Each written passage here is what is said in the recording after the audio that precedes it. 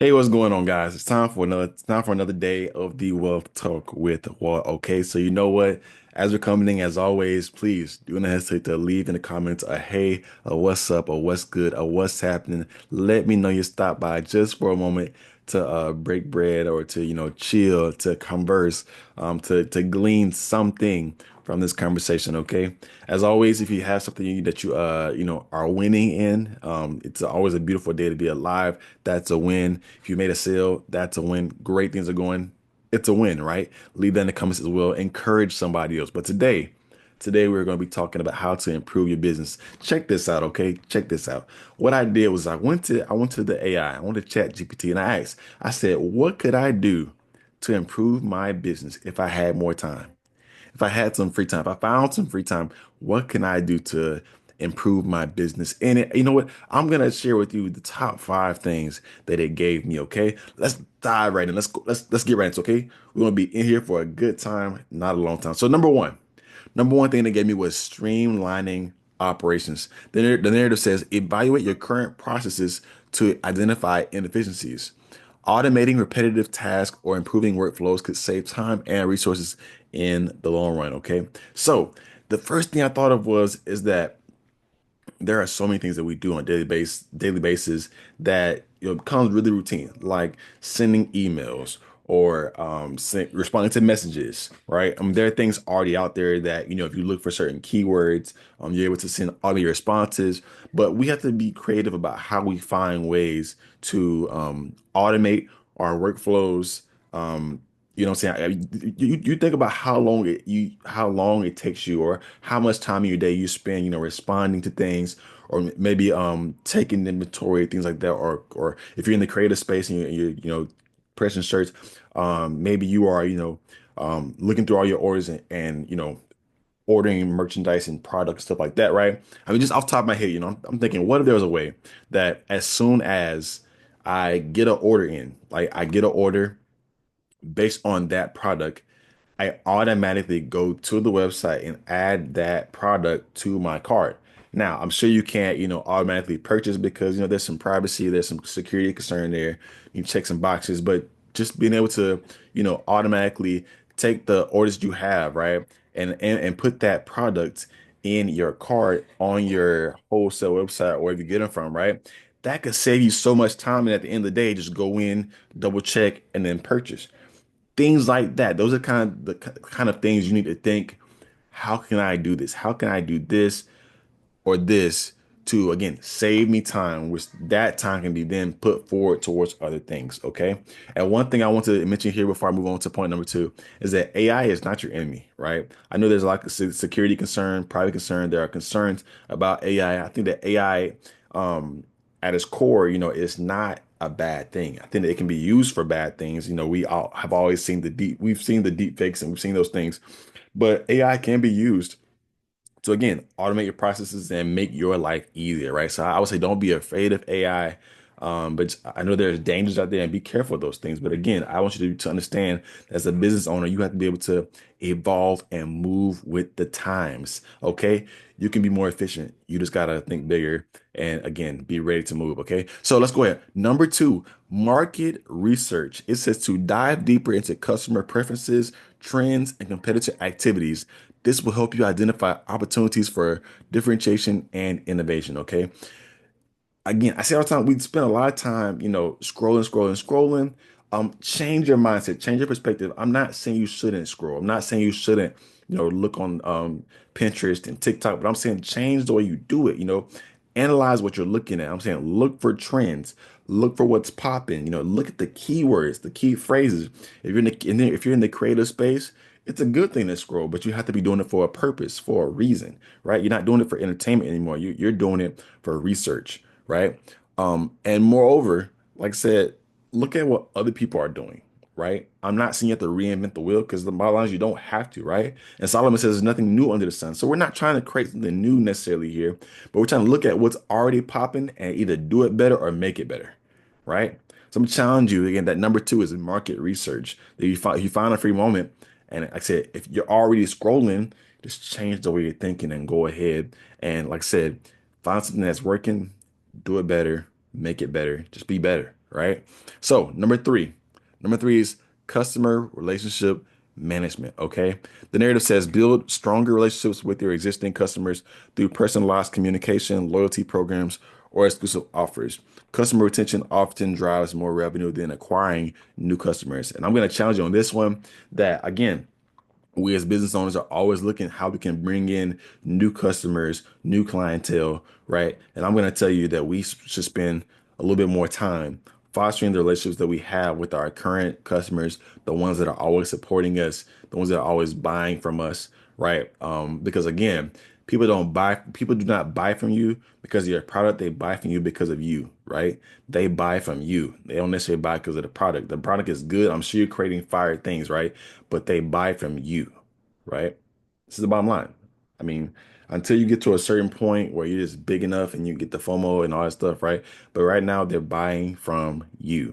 They buy because of you, right? So spend some time, go ahead and fostering and building and nurturing the relationships you have, right? Send out emails, do check-ins, right? I've said all the time that in my business, I genuinely care about my customers.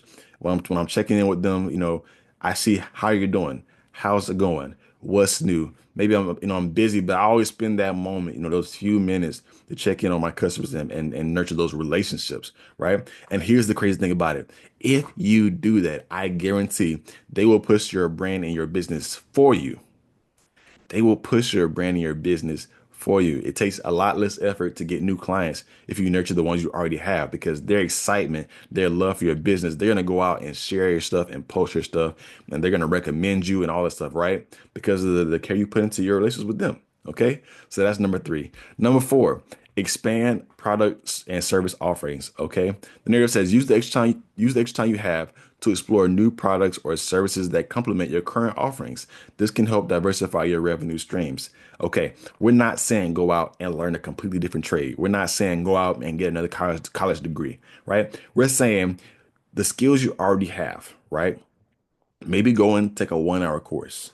Maybe go and, spend 30 minutes on YouTube looking at this, 30 minutes a day looking at this, right? See if you can get See if you can fine tune the skills you already have to then be able to add this new product or this new service to what you already have. We're not saying a completely new industry, we're saying a new product or a new service, right? So if you're in the creative space, you might be really good at, pressing shirts, creating shirts or, stoles and things like that, right? But maybe you branch out and add maybe a bag to your line, or maybe furniture, luggage to your line, or maybe you add a cup to your line, a mug to your line, right? It's that kind of thing, right? Where, you got the design down. Now maybe you go and add that skill, go and purchase that equipment to then add, a little bit of variation to what you're already doing. Right. So now that if this equipment goes down, this thing breaks down, you're still able to keep your business up and running with this other stream. Right. So